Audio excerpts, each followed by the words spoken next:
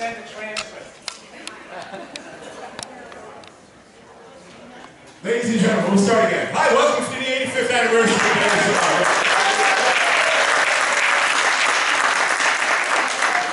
Tough crowd, not even president anymore. Now, I was looking all over to find the significance of celebrating the 85th of anything. Researched, I looked online, I talked to people, and frankly, I cannot find a thing. I have no idea why somebody would celebrate the 85th of anything. But that's the point of the evening already. Thank you. I love to give and take here already with the people talking back to me while I'm MC. Thank you. The thing is, why not? Why not? I'm proud to be the MC tonight. I'm proud to be up here not asking for money. I don't know if you noticed, if you were looking at the slideshow before, they had something from the mid-'80s where it was called the Silent Clomitry Dinner. It was a steak and champagne dinner. I don't quite know how it worked, but I bet all of you would probably sign on for that after my phone calls below these many years. I'd like to thank the committee before we begin for one thing in particular, for once again scheduling a gala on the evening of the Tony Awards. Thank you very much. No, honest mistake. Well, 3 years ago, when Tina and Henry and I, and Debbie and I were honored at our gala, it was also the evening of the Tonys. But I think we'll be good. It's 5:30. It's all up to me. I understand that. Thank you for being here. And again, seriously, as a past president 2 times, I can honestly say I had nothing to do with the air conditioning tonight. I had nothing to do with the food. If there's too much mayo, it's not me. Speak to Seth, speak to Noel, and you all know what I'm talking about. 85 years. What happened 85 years ago? Cole Porter wrote Night and Day 85 years ago. Irving Berlin wrote How Deep is the Ocean 85 years ago. Grand Hotel was in movie theaters 85 years ago. Marx Brothers made Horse Feathers, one of my favorite movies. Debbie Reynolds was born 85 years ago. Peter O'Toole was born 85 years ago. They're not here.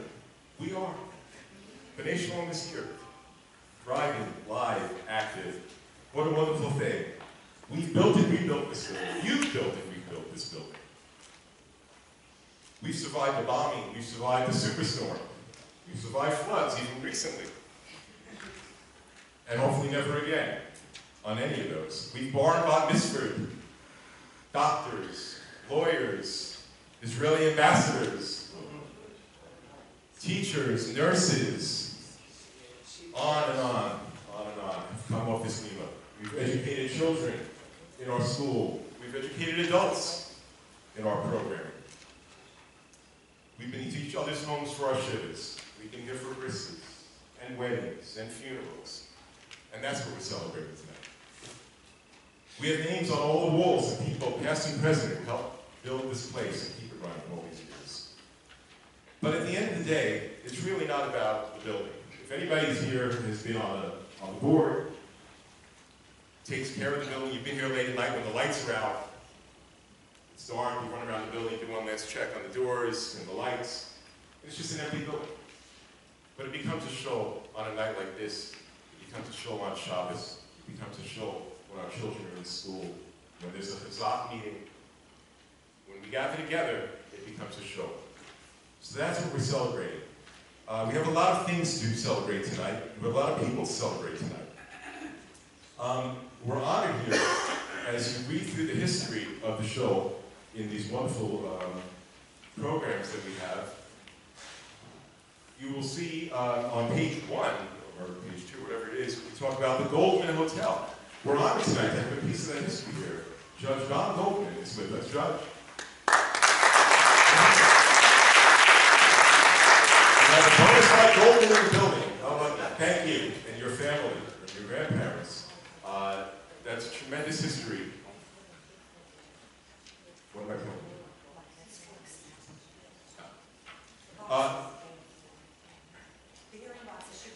Oh, okay.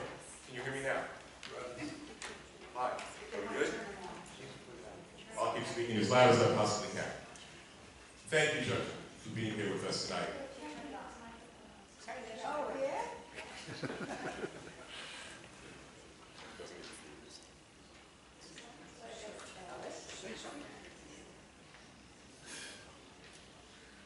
be one for you.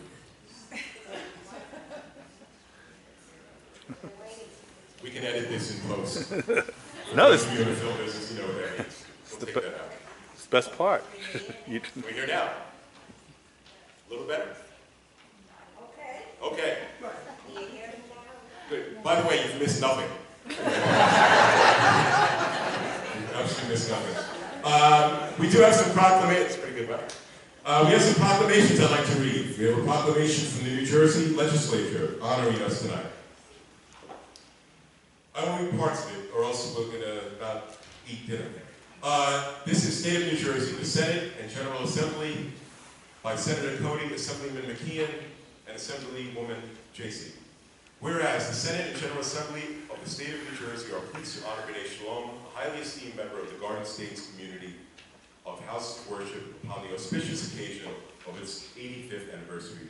And whereas throughout many seasons of change and growth during the past 8.5 decades, Bnai Shalom has diligently served the spiritual, social, and emotional needs of its members, and has guided them to become caring and compassionate citizens. Whereas founded in 1932 as the Jewish Center of Pleasantdale, Bnai Shalom has served the citizenry of West Orange and its community at large as a contemporary conservative synagogue, and it has exercised the utmost devotion to fellowship by providing such noteworthy programs as its award-winning religious school and educator-led junior congregation.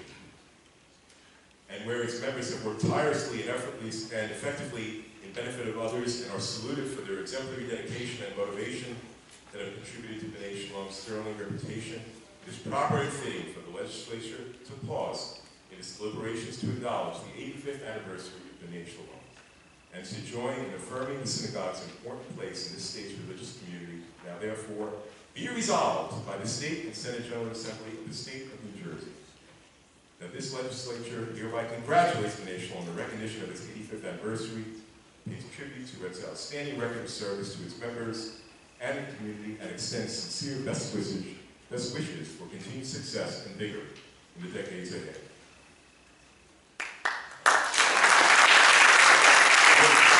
We will have that on the wall. And we have another proclamation, shorter. Whereas Bnai Shalom will celebrate 85 years in the township of West Orange, and the Jewish Center of Pleasantdale was issued its certificate of incorporation on December 1st, 1932. It became the Jewish Center of West Orange in 1944, and the Jewish Center of West Orange Bnai Shalom 1973, and Bnai Shalom became its official name in 1997. I, Robert D. Parisi, Mayor of the Township of West Orange, in recognition of all that Bnai Shalom has contributed to the community, wish them another 85 years.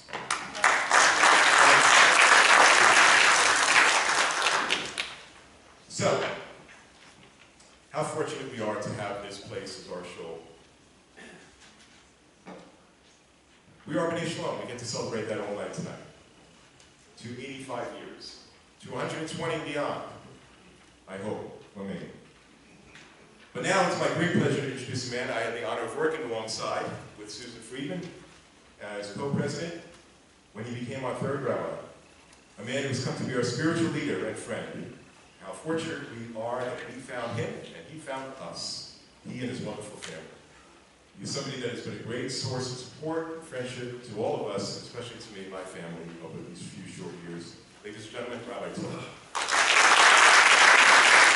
Many times, what could possibly be the place where we would find God, emulate God, meet God, build a structure or build a home, where ultimate meaning will be present, where community's needs will be fulfilled, where the example of the best of human hopes will be exemplified, and where Judaism will not only survive, but thrive and reshape itself ever in the cycle of lives, so that our children's children will fulfill the promise to Abraham to be more numerous than the stars in heaven, uncountable like the grains of sand on the shores of the sea.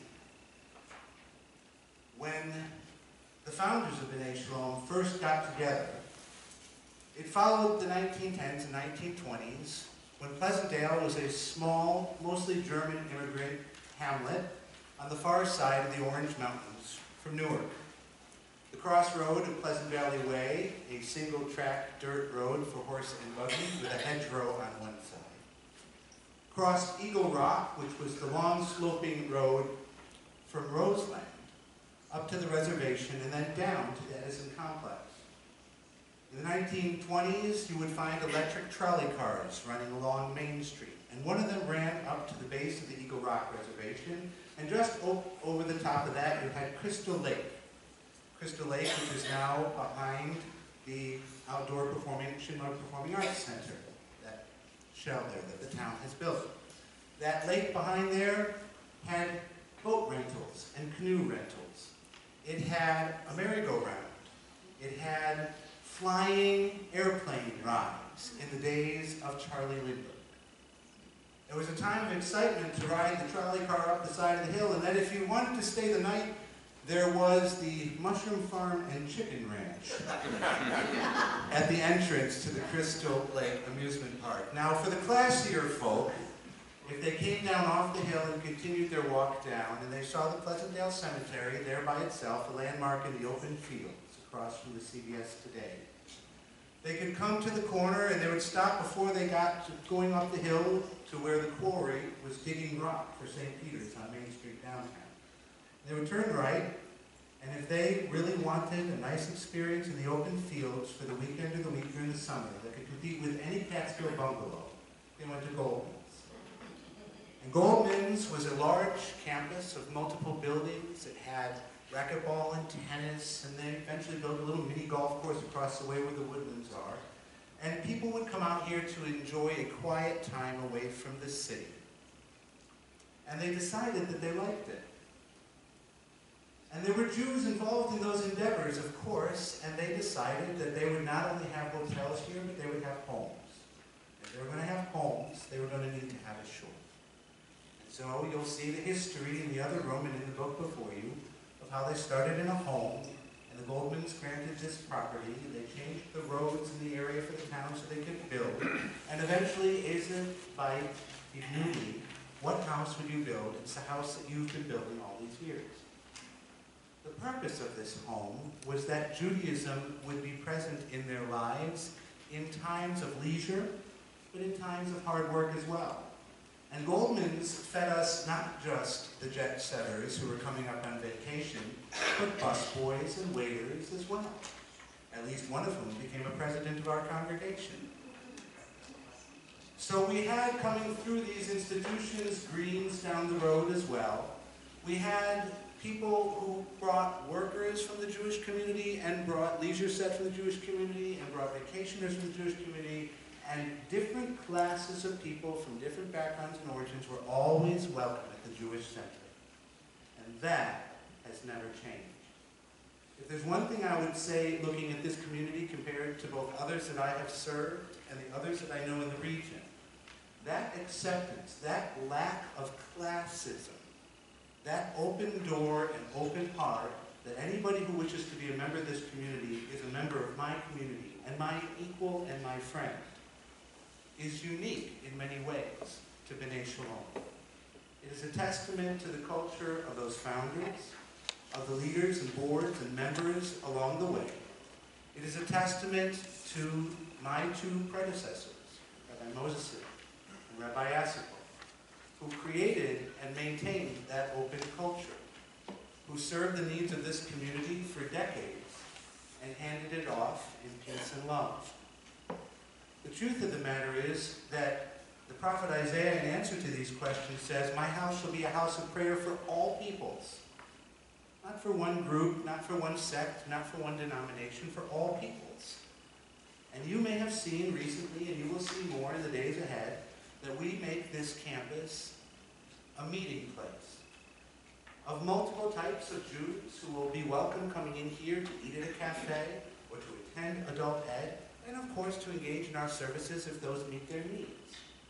You will see community meetings. You will see recovery and support meetings. You will see tzedakah programs from other Jewish charities, like Back to School and others, where the footprint of this building, which you built so that we could be more than just ourselves, is being maximized and fulfilled in its potential as a meeting place bigger than ourselves. To our benefit and to our great pride, as civil servants supporting the needs of our neighbors and our community through a Jewish lens. We're immensely proud of this turning point. We've had an open heart and an open door as other synagogues have been forced to close their doors.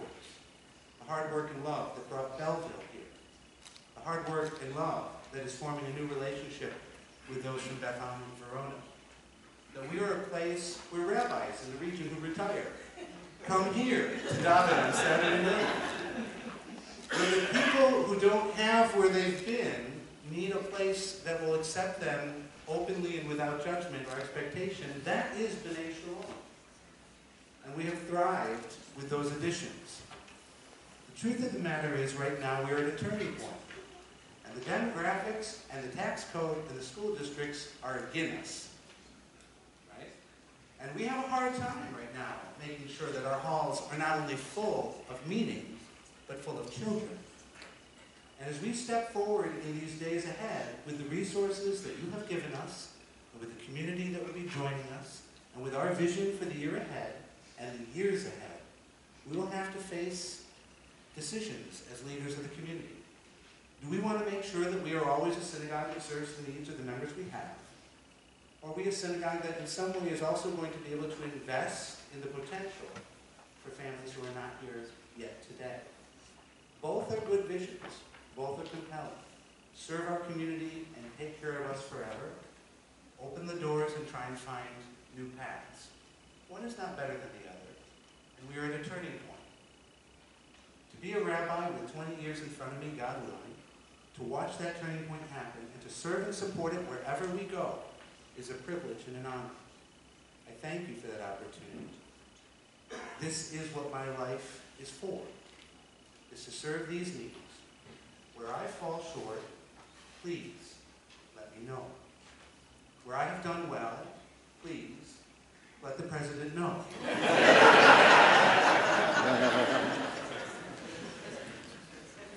The truth is, none of us are perfect, and as long as we have openness and honesty and communication, and we care, we can and will do everything God hopes for us and more. And Bnai Shalom's first 85 years will be how we got to where eventually we're going. I thank you for this opportunity. And I ask you to say, together with me, the Shehecheyanu prayer of thanksgiving for reaching this auspicious occasion. Baruch atah Adonai Eloheinu melech haolam, Shehecheyanu v'kiyamanu v'kiyamanu l'zman hazeh. Amen. Pastor, I'd like to invite somebody who's worked so hard for so many years to say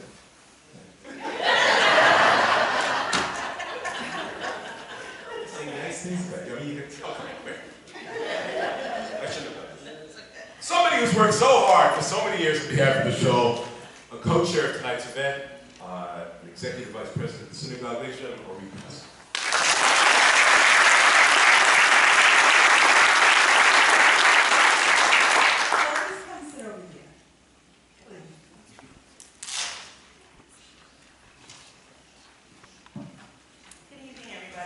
Thank you for being here tonight. The phrase, "nobody does what we do," has become synonymous with our religious school.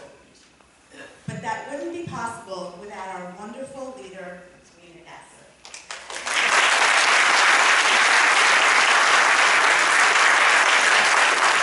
Rena makes sure that nobody does what we do because of her unique approach to motivating her students to do their very, very best. Our religious school children look forward to their sessions with Rena and want to climb their own personal ladders. It is because of Rena that our children succeed beyond expectations. They read Torah, Haftarah, Megillah, Ruth, Jonah, Song of Songs, all before their Bnei Mitzvah years. Just this past year, we had primary children, second graders, reading Megillah and leading the Torah service. But you already know this because you've witnessed this yourself on countless occasions in the main sanctuary. So what more can be said about Rena?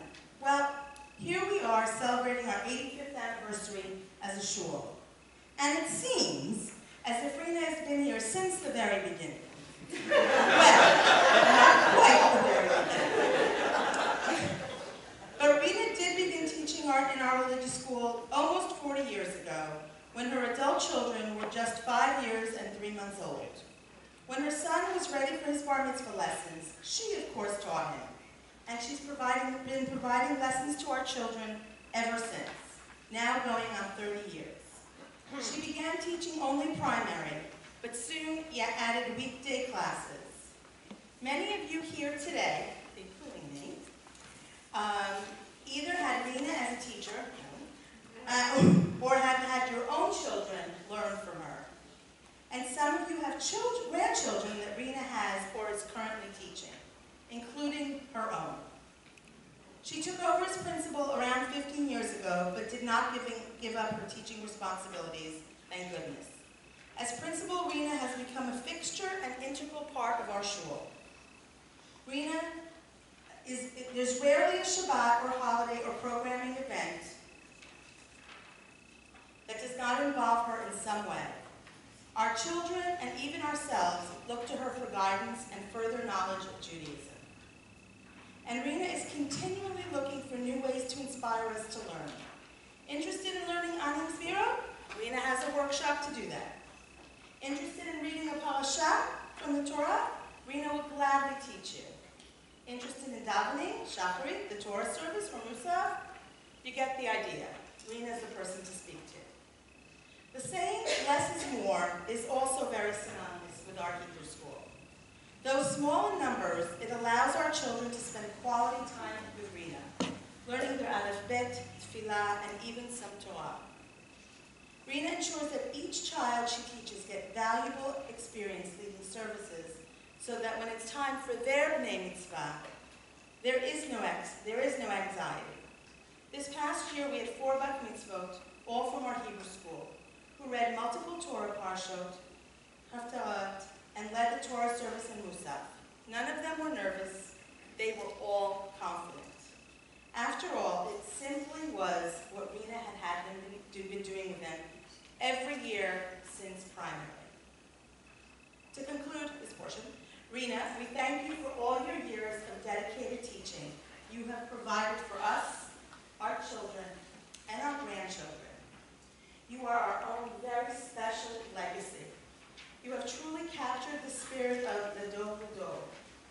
When we say nobody does what we do, what we really should say, nobody has Rena to do what we do.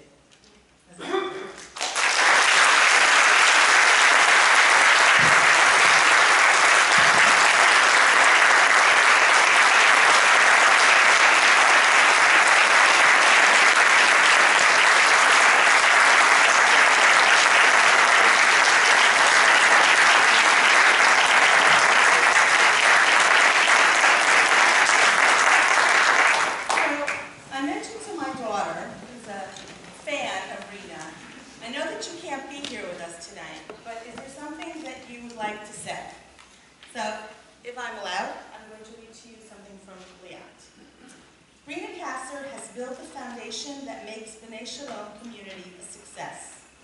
For many members of the synagogue, myself included, Rena Kasser is at the cornerstone of their Jewish learning, or store, and identity. Because of Rena, students at Bnai Shalom don't just memorize Torah portions and the first verses of Adon Olam. They delve into what it means to be a Jew and a community member.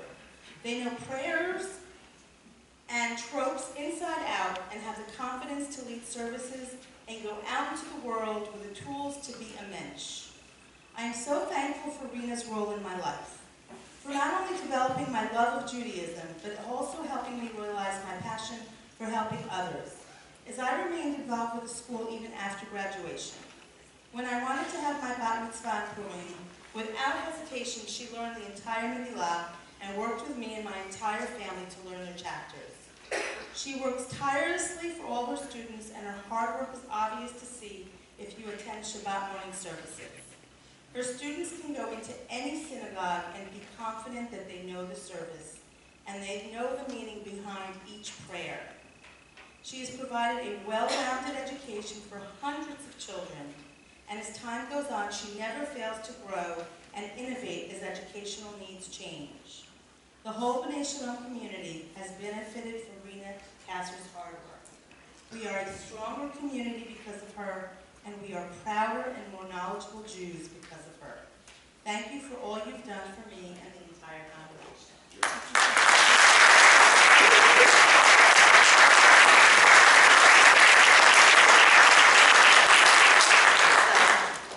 I understand that purple is a favorite color, so that is for you. And then, if you would kindly open this up. It says presentation to Rena Master.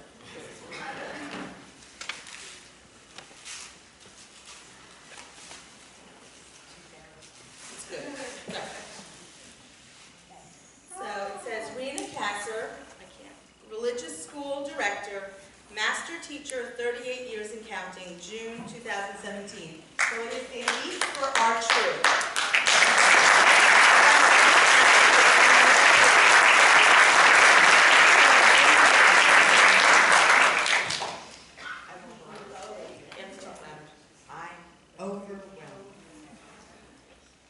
Thank you.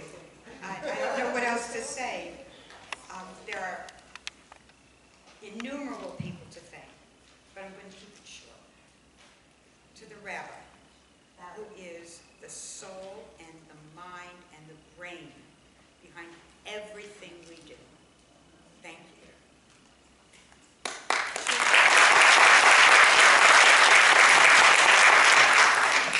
To the parents, to the teachers, to my Osrim, who are my hands and my feet and my helpers, thank you.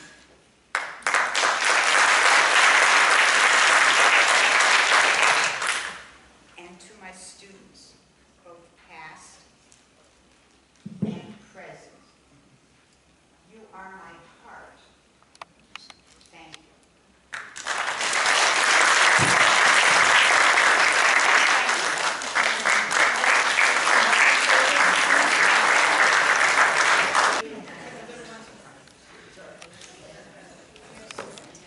You know what? See everybody? Yeah. Come around the front. Come right in front.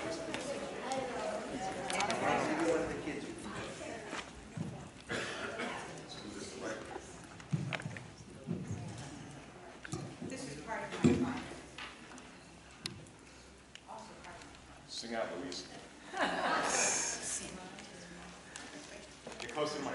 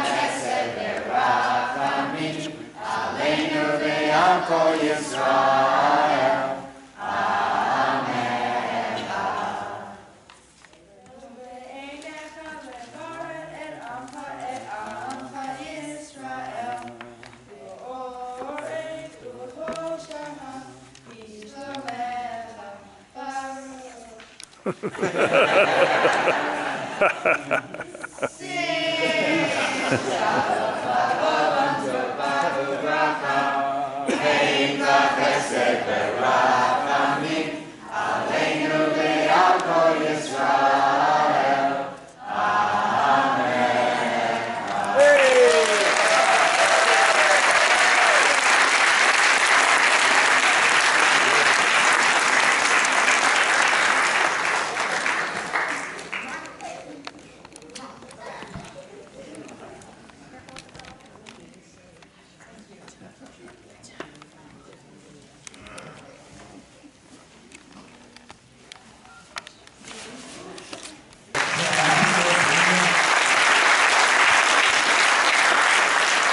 Thank you.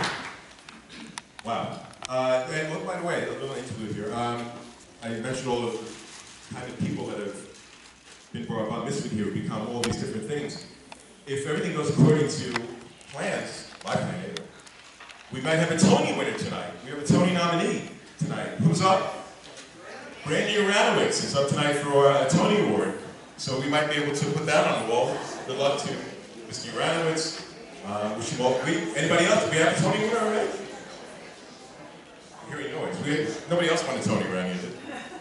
I know, So, as the show, Bnai Shalom was entering its 40th anniversary, there was going to be a change on the Bina. And with that change, the show was very, very fortunate to find, and again, shows and rabbis find each other. And we were very, very fortunate in 1972 to welcome Rabbi Stanley Asimov to Bnai Shalom. 40th.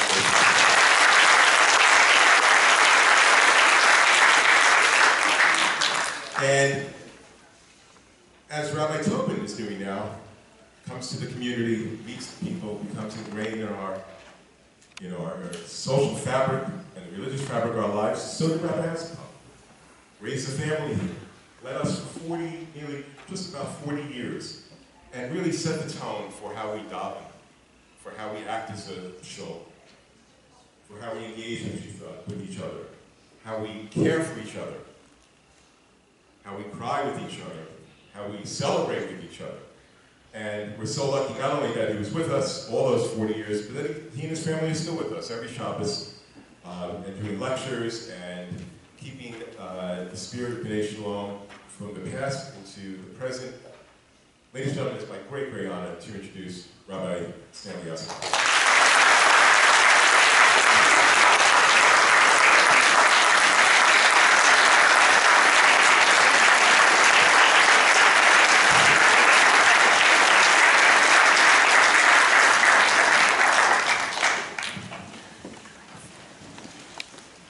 My dear friends, no, this is not a high holiday sermon. And that's how I always introduce myself. And I chose those words today because how could I not open with them? They connote our very special relationship. And in truth, my story is intertwined with your story, and your story is intertwined with mine. I did some statistics, and depending upon which numbers you follow, and if you look at the history, there are several different ways of doing this. My time at Bnai Shalom represents about 50%, give or take a few points, of rabbinical time spent serving this congregation. So we are intertwined. But let's go back to the beginning. Almost 45 years ago, on August 1st, 1972, Cecile, our 8-month-old daughter Sarah, and I arrived in West Orange. Now that arrival is not without a little history of my own. A few months before, I sat with Rabbi Wolf Kalman, who at the time was the executive vice president of the Rabbinical Assembly. I went to talk about the possibility of coming to West Orange as assistant rabbi. His words were sobering. It's a tough congregation. There's tension and dissension. It won't be easy. Not everyone there wants an assistant rabbi. Don't expect to stay more than 2 or 3 years, and certainly don't ever expect to become the senior rabbi. I also spoke to neighboring rabbis in Essex County. The only thing I can say is that Rabbi Kelman was more encouraging than they were. So after considering everything, and being young and experienced, I decided to give a stab. After all, I took a look. I felt in my gut that you had potential, I had potential, we had potential together. Don't expect to stay more than 2 or 3 years, Rabbi Kelman said. That was 1972. If I'm not mistaken, today is 2017. And so, we stayed. 2 years later, in 1974, our daughter Shira was born here. Both our daughters grew up here, became Benot Mitzvah here, celebrated their marriages here, and although Shira and her family live about an hour away, both she and her family, and Sarah and her family, who are members of Bnai Shalom, continue to be a presence here. We share this in common. We share our congregational history together. So to go back to the very beginning, on my very first Shabbat on the pulpit, I appeared in a suit and a very large talit. Rabbi Moseson and the cantor were wearing black robes. I was in a big talit. That caused a stir. What is he wearing? What's this all about? Why doesn't he have a black robe? We talked, I explained. In the end, I kept the talit and you kept me. Time passed. Many things kept changing, and there were confusing things. For example, first we were the Jewish Center of West Orange. That's how we started out. Then we were the Jewish Center of West Orange, Bnai Shalom, because we wanted to be identified as a synagogue and not as a Jewish community center. Then we were Bnai Shalom, the Jewish Center of West Orange. Because although we wanted to be identified as a synagogue, we did not want to forget our roots as the Jewish Center of West Orange. And then finally, we became Bnai Shalom. The printers settled down, the stationery was fixed, and we finally figured out our name. Now, I like the name Bnai Shalom. Bnai in Hebrew means children of or members of, and we are the members of this sacred congregation. One rabbinic commentary makes an interesting suggestion. The word Bnai consists of the Hebrew letters Bet, Nun, Yud, with the vowels added to make Bnai. If we keep the letters but change the vowels, we get the word Bonei, which means builders, the builders of the community. Today, it is not just 85 years since incorporation that we celebrate. We celebrate all the members, the builders, the old-timers, and I can say that because I guess I've become an old-timer, and when I meet new people in shul, I introduce myself as the old rabbi. So I guess I'm one of the old-timers. And I look around the room, and some of you are here. And it is so great that you are here, because you are the history. You are the builders who labored so hard for so many years to bring us to this moment. Now, I can't define chronologically when you start being an old-timer or a veteran, but when you stand up, are you a veteran? Are you part of those first generations? Come on, stand up.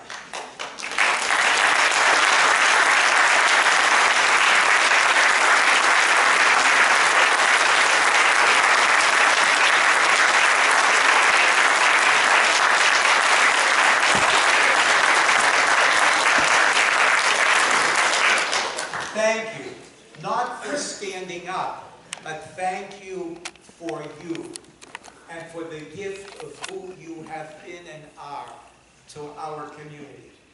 And I want to say that as I looked at the people who stood up, and in preparation for today, when I walked around the halls and I looked at the bricks and the mortar, I saw the faces and heard the voices of so many people who have touched me and who are part of the fabric of this community.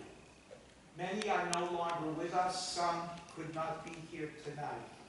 But they are all remembered. Remembered in the brick and mortar of this building, because if you listen quietly when this place is quiet, you will hear their voices and see their faces and feel the impact of what they built. And for all of you who are the current builders and the new builders of Bnai Shalom, you have received a wonderful gift. We know that you will treasure it and you will carry it and our community together forward. We all share in this together. Which brings me to a true story about a congregational meeting that took place around 1976. I have never ever been to a meeting like that before or after. So what happened? The budget passed by the board was presented to the congregation for its approval and adoption. The co-chairs of the Adult Education Committee rose to object. They said, it's too small a budget. How dare we have a budget like that? We want it increased by $2,500. The president immediately stood up. He was a very proper person, had worked and was working as the controller of a major corporation, was very much a person of figures and numbers and proper procedure, and he said, you can't do that. The executive board adopted a budget. The board of trustees voted on the budget. Here it is. Your job is to approve it. And the co-chair of the Adult Education Committee said very politely, I'm sorry, that's not true. We are the congregation. We decide.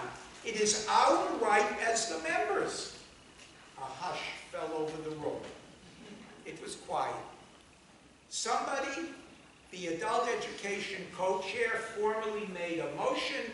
I propose that we increase the adult education budget by $2,500. Immediately, it was seconded. There was discussion. The president objected passionately, and the motion was passed. And the budget line was increased, and you know what? We're still here, so I guess we survived. It's a cute story, but I have a reason to share it. Not to instigate a rebellion at the next congregational meeting, and if it happens, don't blame me. Rather, I tell this story because it makes a fundamental point. The synagogue belongs to you, its members, each and every one of you. You own it, you build it, you support it, you labor selflessly on its behalf. You bear the responsibility. You do have input. You do have a say. You also have a sacred obligation to ensure that everything done in this institution is in keeping with the ritual teachings and ethical precepts of Judaism. The synagogue is yours. We acknowledge and celebrate that today. But if that's so, where does the rabbi come in? The rabbi is the source of Jewish knowledge and teaching upon which the synagogue and congregational life is predicated. The rabbi is a partner with you, the bonim, the builders, a spiritual guide, a pastor, a mentor, a teacher, a leader, and the mara da'atra, the religious term that indicates the rabbi is the final authority on Jewish law and the decisor of Jewish law for religious and ritual practices in the congregation. In looking back, I think I can say that we effectively partnered together. We did it together, and not in an adversarial way. We built on the foundation we inherited from those very early bonim, the builders. We fashioned what is today a vibrant, successful conservative synagogue. In 1972, Shabbat and holiday minyanim were maybe 35 adults, no children. Today, without a special occasion, more than 125 people. There were no weekday morning minyanim. Today, every day. We brought Tashlich on Rosh Hashanah alive, every year hosting hundreds of people in our backyard for Tashlich with homemade brownies and chocolate chip squares. In 1972, Simchat Torah was anything but festive. Today, it's a Levitic celebration. The same for Purim. And I don't know how many of you remember, but I began to dress up in a professional costume for Purim, and in those early years, staying in my costume after services, a group of us got in our cars and drove to Friendly's in Pleasantdale Center, and we marched in costumes, had ice cream sundaes, and celebrated Purim. Now that was something. On Sukkot, only one layperson had an etrog and lulav. Take around today. The room is full. At first, Cecile and I sponsored a kiddush in our sukkah on every day of Sukkot. There was a price of admission. You couldn't get in free. You had to come to services in the morning first. Then you came. And what was the traditional fare? Wings with barbecue sauce before wings were in and a gourmet delight. Sweet and sour meatballs and all the fixings. But our plan worked. Eventually it got too big to have in our sukkah, so we and two other families sponsored the first Simchat Torah luncheon. 3 families. It grew to a big blast with every year now 35, 40 families and the building full. We also had a Sukkot luncheon in the synagogue, and there was a price of entry. At the door, you had to take an etrog and lulav, recite the bracha, and shake it, and then you could come in and have lunch. We did the same thing for Shavuot, and I have to tell you, sisterhood got very nervous. Every time I called them, they thought I was asking them to serve another meal and provide food for another celebration. But bottom line, we put it together and we built community. We built a home. We built a Jewish home. In the 1980s, partnering and building together, using a process of education and hearing the needs and sensitivities of our membership, we successfully navigated the rapids of involving women ritually, starting with counting women in the minyan and ultimately proceeding to the point where there is full participation in every act of ritual life. We did it with understanding and compassion. The integrity of the community was preserved. And on another level, this synagogue was a pioneer, and it was a first in Essex County to do this. Before the term inclusion had ever been heard by anyone, before it was a major agenda item on the Federation's list of important items, and in every synagogue, we welcomed and hosted Minyan Miyuchad, a Shabbat morning prayer and Shabbat morning experience for adults with developmental disabilities. We came with this idea, and our synagogue never said no. It opened the doors, and the rest is history. I wish I had time to talk about Adult Ed, Social Action, the Soup Kitchen, Yad Liyad, Youth Programming, Torah Reading Academy, Israel Action Committee, Russian refugee absorption, trips to Israel, the wedding we had here in our sanctuary for Russian refugees, 24/7 rabbinical support, sisterhood, men's club, religious school education. I probably left 20 more things out. But partnering and building, we together created and built a community. And I want to add, with a very significant side benefit for me, and that is we have found, Cecile and I, so many personal friends over 4 decades. It is impossible, and nor will I mention names or families, but suffice it to say, you know who you are, I know who you are, and those relationships are deeply treasured by Cecile and me and our family. So yes, this community did it all and more. And I emphasize not the rabbi alone, but together as bonim, as builders and as partners in this great enterprise. And that's what we celebrate today. As you move into the future, I hope you commit yourselves to build on the legacy of the founders, the builders, the old-timers, to whom we are so indebted, and to whom we now say aloud Yasher Koach for a job well done and continuing to be done.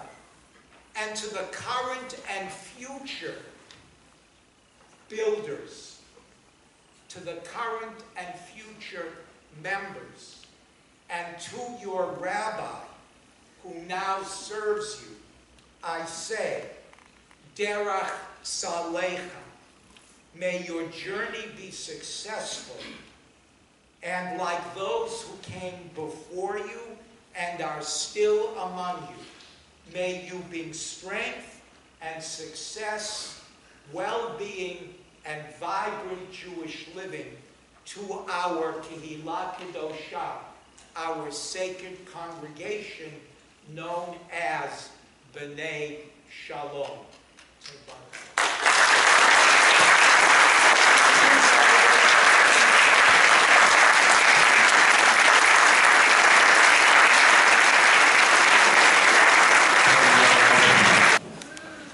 So many wonderful memories. I'm in the sun. I had to get out of the sun. So many years.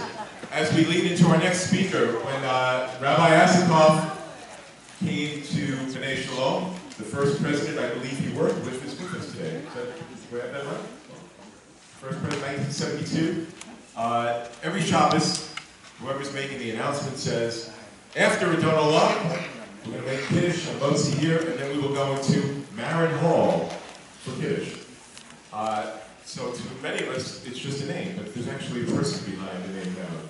And it's my pleasure and honor to introduce somebody who's going to walk us through the history. There's nobody better than to bring up Dr. Arthur Marin.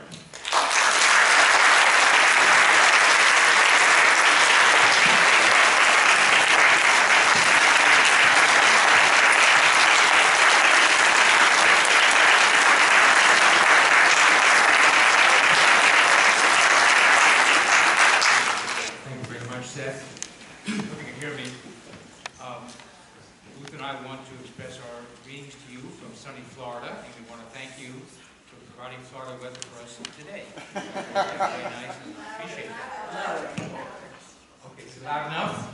Okay, I thought the mic might work. Anyway, we are pleased to be here, Ruth and I, to share this momentous occasion with you. I was asked to say a few words about the history of Bnai Shalom, the Jewish Center of West Orange, because this is my 59th year as a member. I suspect maybe others of you may be equally juggling, not sure. But anyway, I've been watching Bnai Shalom, of course, for all those years, and I'm going to try to make it a very small area, a story of what's been going on all those years.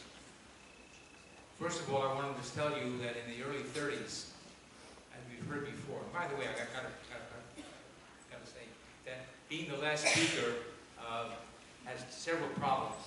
Number one, everything that should be said has been said. That's the first problem. Secondly, I stand between you and the food. The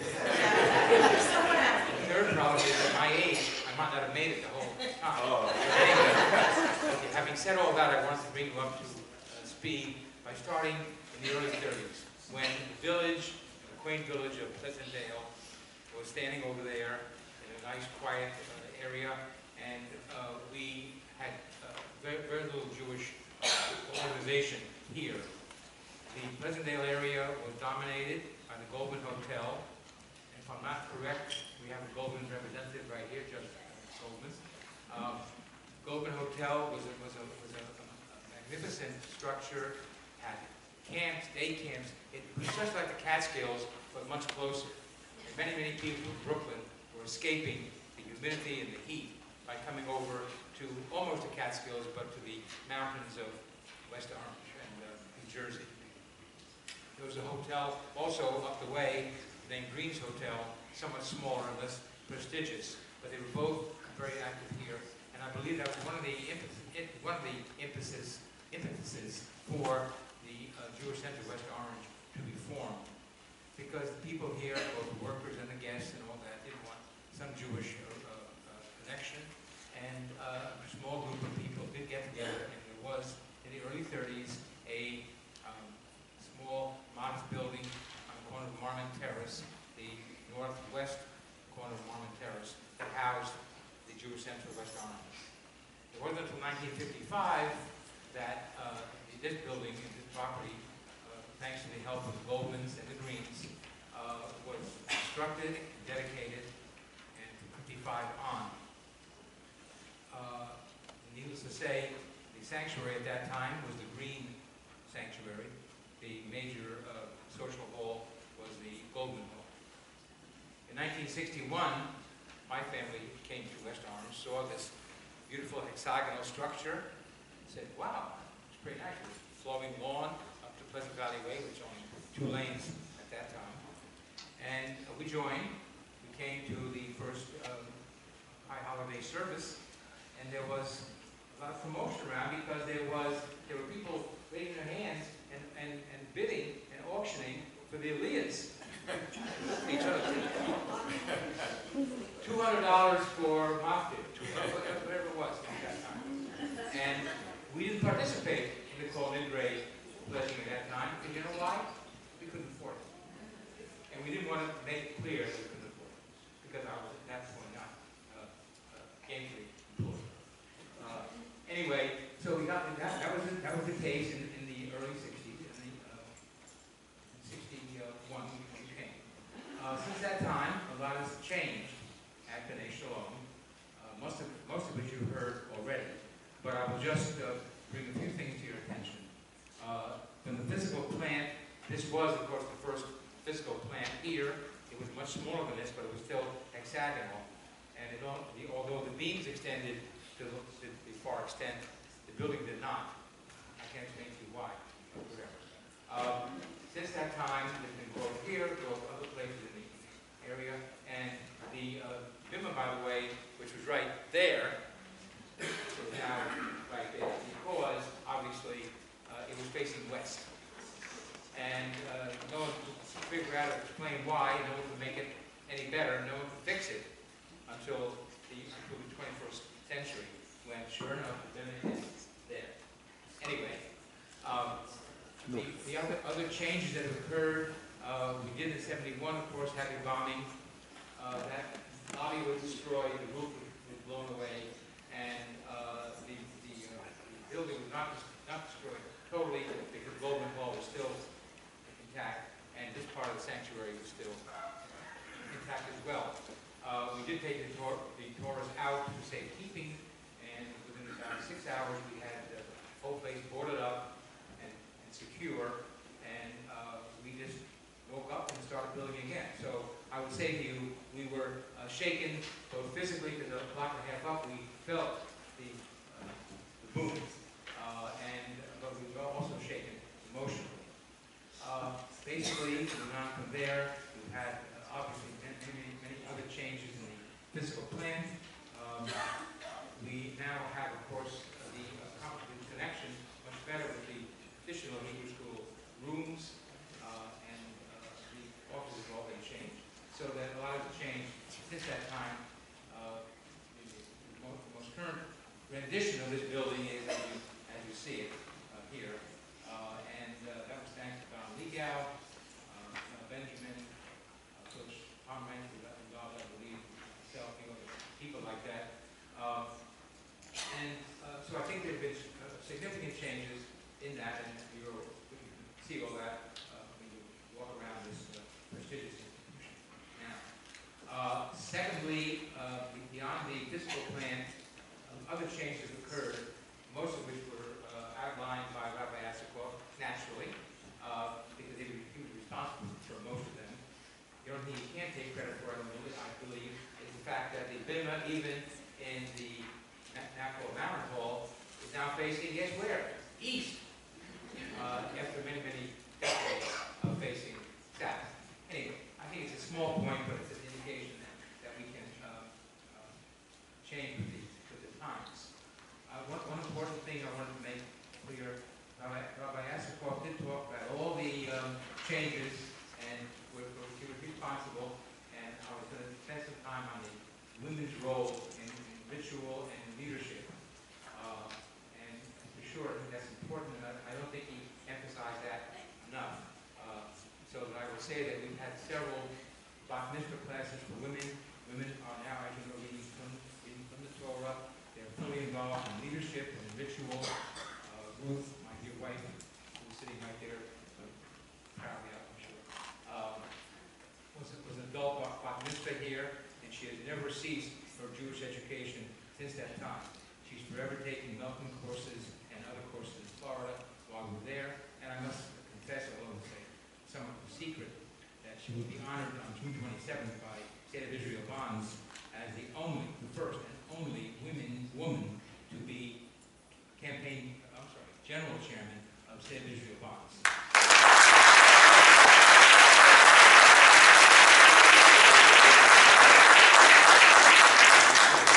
Whatever Rabbi Asakov for her in the Bat Mitzvah class, it certainly has stuck. I want not to leave either, because we talked about Hebrew school before. I was going to mention how the Hebrew school has changed. And my children did not have the benefit of being a Kasser. I knew being a Kasser before you knew being a Kasser. Yes, you did. As I'm sure she would admit. And the Hebrew school of those days is much changed, much different from what we have here today. And I regret sincerely that my own children did not have the benefit of being a Kasser's tutelage. So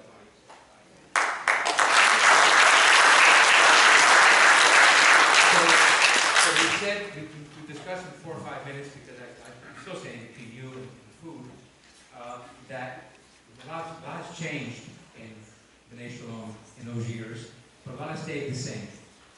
And as far as my experience, since I arrived and our family arrived, I believe that the continuity, the friendship, the welcoming attitude of the congregation has not been changed. I think the fact that we have a continuity of presidential leadership, a long chain being forged by people who are no longer with us, and some who are with us right now, but all have dedicated themselves to leadership in the synagogue, and I believe that that has not changed in Bnai Shalom, and I hope it won't change in the future. Now, also, I think a continuity of spiritual leadership also has been legendary in the area, because, as Rabbi Asakov mentioned, he was here as his first pulpit, and he was here, and he's still here. He's now emeritus. You aren't the old rabbi, you're the emeritus. And the fact that Rabbi Mosen retired with dignity and comfort, that Rabbi Asakov retired as emeritus, and that Rabbi Tobin is catching up. It's taking him a while.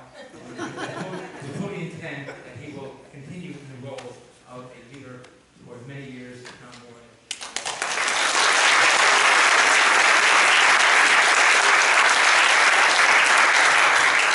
Only by telling you that I didn't write all this, and although my name is on there somewhere, honesty dictates that I say I cooperated with many other people.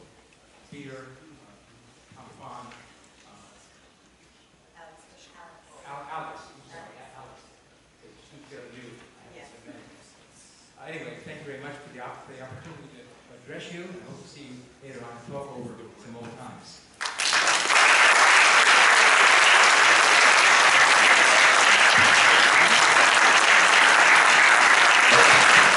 Thank you.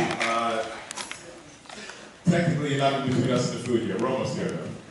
Thank you for that reminiscing and the history. It's so important that we know where we came from and where we're going. By the way, you did set the standard for presidents that came after you. I would like to ask right now, all the past presidents to stand up, please. We have so many good past presidents.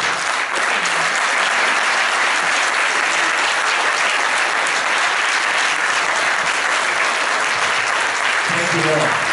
Not everybody's here, but thank you. Past presidents rely, as the new president comes in, tremendous reliance on the past presidents for the politics, the business, and everything else in between, as we know. Thank you. Tom Font, who is doing so many things for this. Also, you'll notice in the programs there are reminiscence, full-page things from our past presidents. We were asked to come up with, just right off the top of your head, what's the thing you remember most about being president? So that's in the program, and also we have a copy of it for each of the past presidents. We'll get that out.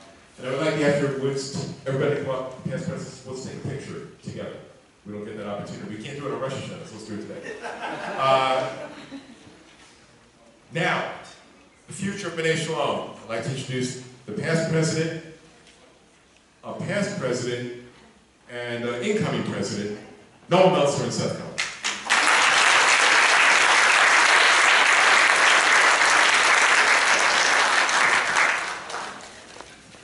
Thank you, Seth. I think I'm still current. Yes. Until next week. But your past and going to be current. Future. Along with Murray and Reed. Murray's back there. Murray's over there. Okay. So thank you all for coming this evening to celebrate this occasion. Seth has mentioned, but I just want to thank everybody on the committee and many others who put a ton of effort into making this evening happen. I just want to say Yasha Koach and thank you.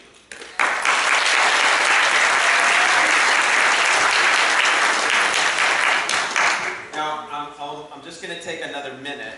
I know because I timed it, and we are late, to speak about what's ahead for Bnai Shalom.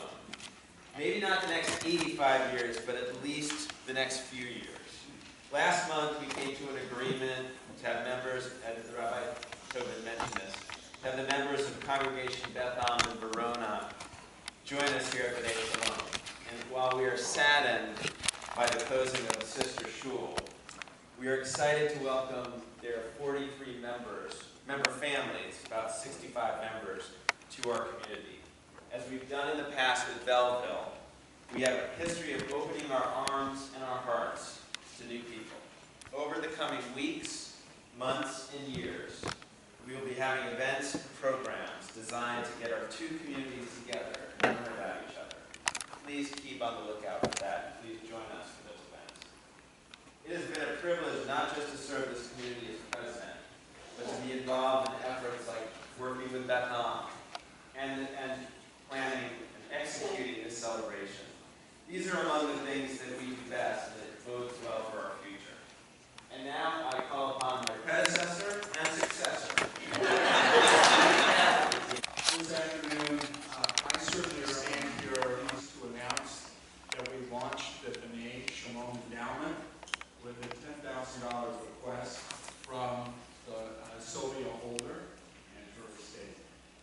With that, we will continue to build the endowment to be able to support the programming, the totality of the things that make Bnai Shalom the community that we all enjoy and the community that we all want to be a part of. And as we continue to do that, as I want to talk about, do it a little at a time, I want to just remind each of you that opportunity to remember and to include Bnai Shalom in your estate plan, in your planning for your family. That's an opportunity that will serve us well as we move forward. And with that, I'd like to invite the religious school children up for Motzi and the continuation of our celebration tonight. Thank you, everyone.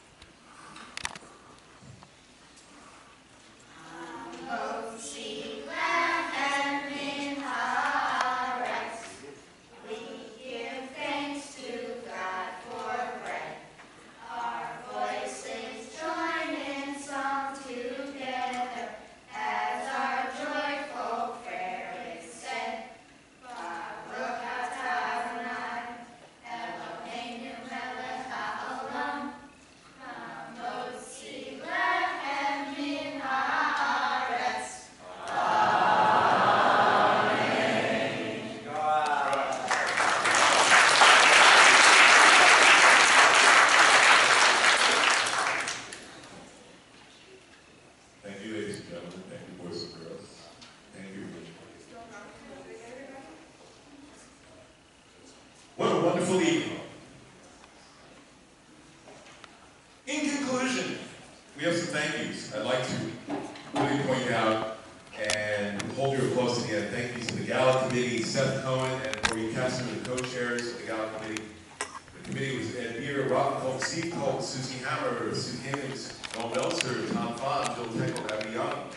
Special thanks to Dr. R. Marin for history, Leslie Galena for the event coordination, Alex Mushkin also worked on the history of Bnai Shalom as a program, Saltzman, Master of Ceremonies, Mirabella Shepherd, memorabilia and raffle sales, Stephen Beer, the website, Howard Castro, who's been taking pictures of me all night, thank you, David Gleaner, videographer, bring it in, close up. Oh, Larry Hammer, sommelier, the wine, where's Larry? He's on the plane, did I feel right here? All right, I got nervous. Leanne Young, raffle ticket sales, Gary Rothschild, all that office stuff. No, Gary Rothschild for everything. Is Gary here?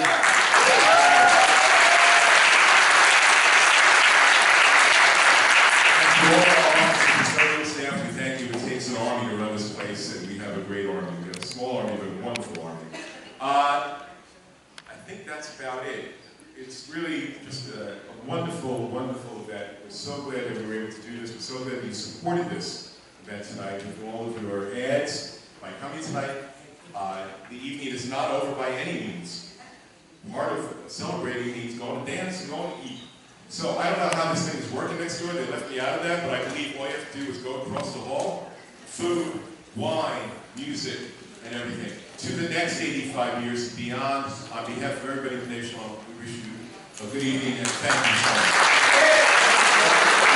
Presidents and vice presidents come out will take a photo on the Gala, past presidents and future presidents. Welcome to Bnai Shalom. Mazel tov, happy birthday, 85 years. Can you tell me any fond or maybe not so fond stories of Bnai Shalom? It's mostly sad and depressing stuff. Okay, but you can come up with one thing though. We had a couple bar mitzvahs here and a bat mitzvah. And that was stuff on my team. And that was good. That was fabulous. We love this place. And both rabbis that are here. We're really lucky to have been here with both. And you could say that.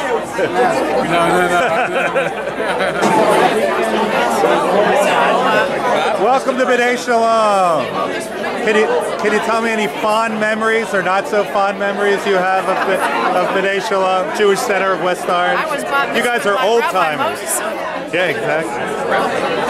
Is your mother here? No, she's not. Any nice memories that you'd like to share, Mr. Grossman? I love the Kiddush share.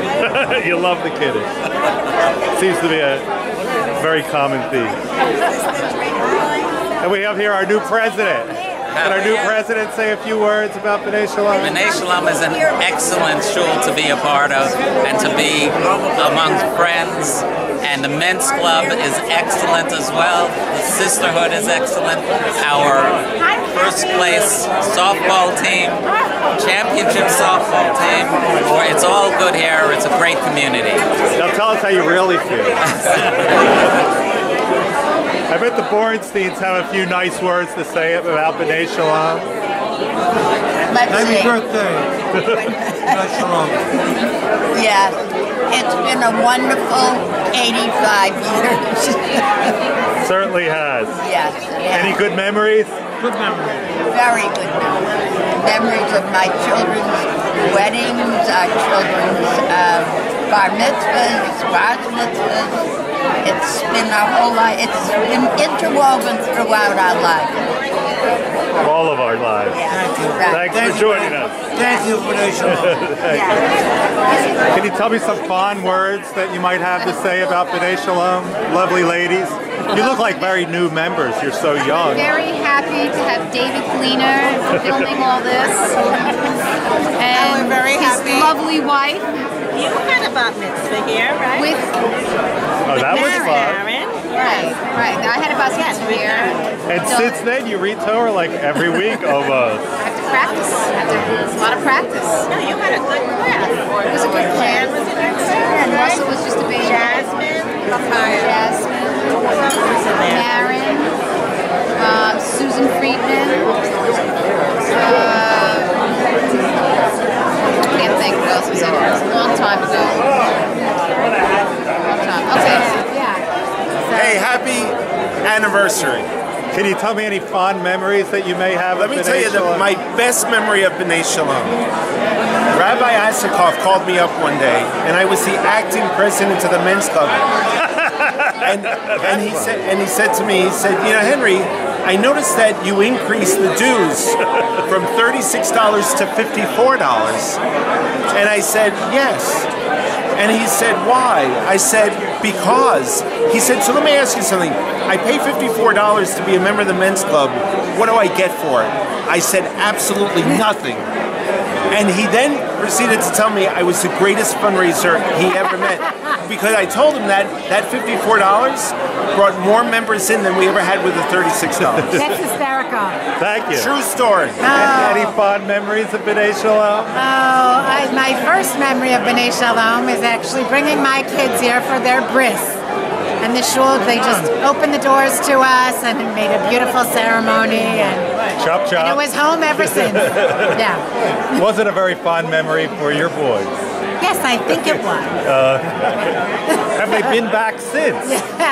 Amazingly enough, they have. This is true. This is true. And no one's actually tried to, molest them since then.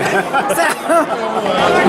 David, did you have any good whiskey at the bar? I read a whole paragraph. Do you have any fond memories of Bnai Shalom? Mr. Kalis. They were all fond memories. I remember having an Ufruf here in 1979, 1980 probably. I remember. What Parsha? Don't remember that. Was it good scotch? Don't remember much about anything. We had all my kids' bar mitzvahs here, baby namings here.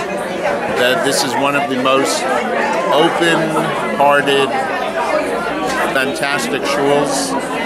Starting, I think you were one of the first presidents here. You and Howard. I was in 1925. I was president here. But you and Howard. I was president. You were typical of the wonderful. 1925 to 1931. You haven't aged much. The decade of 25 through 31, and then again in the mid 1940s. You wear it well. But Paul's typical of the president that we've had here, very open.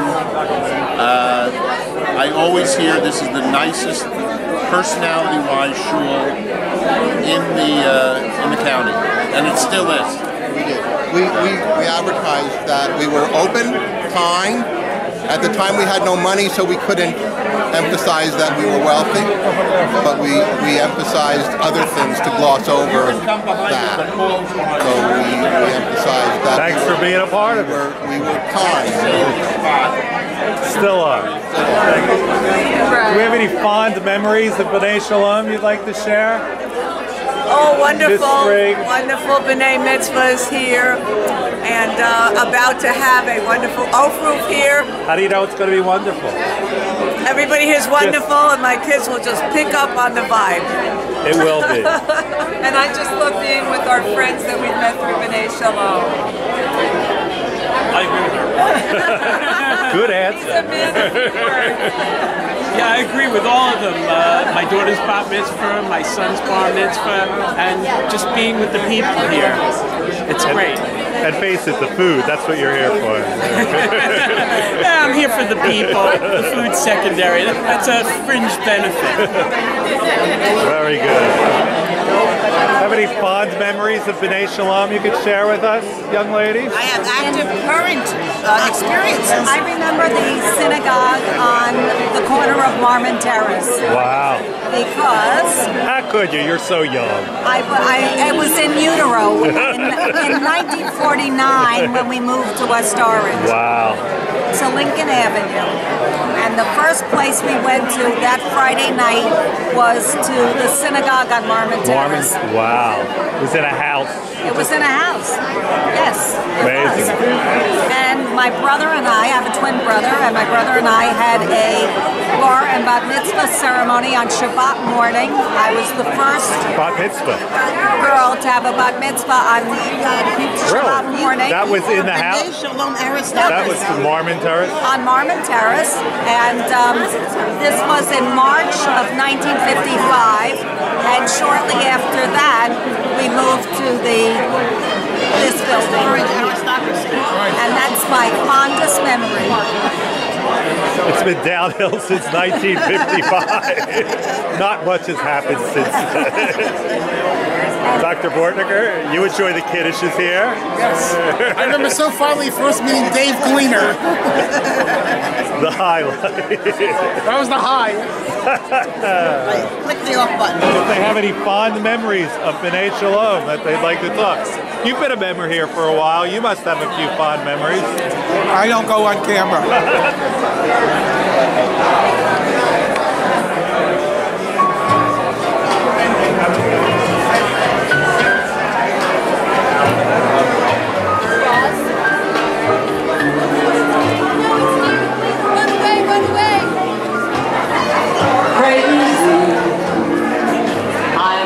Don't ask me for a comment.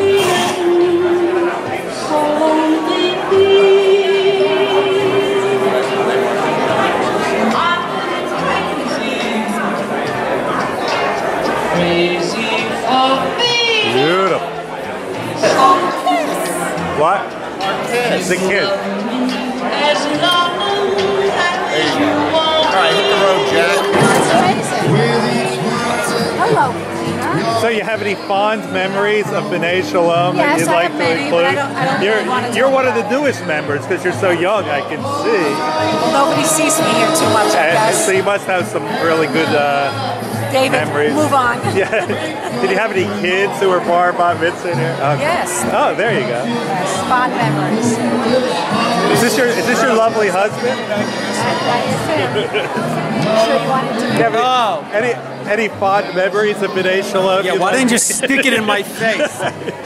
You'd like to include any memories? Anything I have to say about Bnai Shalom is in my ad in the dinner journal. It's a very nice ad. I have to say. Thank you very much for all of your support. What are you doing? Dr. Schneiderman, have any fond memories of Bnai Shalom?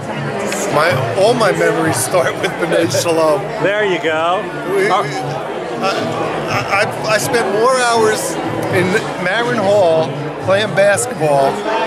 I was just going to say, I wish I had a basketball right now. I'd like to see your 20-foot jump shot because it was right from around here. No. I saw pictures. You couldn't take shots from a far distance. The ceiling was too low, so you develop a flat shot. But yes, we're glad to be here at Celebrate. You and Larry Hopper going mano a mano under the rim there, ripping down the rebound. It's a lot of fond memories all revolve around synagogue. Thanks for being a part. Any fond memories of Bnai Shalom? I got married. Young man? I did get married actually in this room. You got married here to anyone I know. Rabbi, so I go right to heaven, mitzvah points. All right. A lot of our... Now, do you like your father and mother-in-law? I do like my father and mother-in-law. Okay. On tape, I definitely do. Okay. All right, let's see what else. Listen, it's a very nice community. Good kiddish. Good kiddish. And isn't that what really matters? Yeah, totally.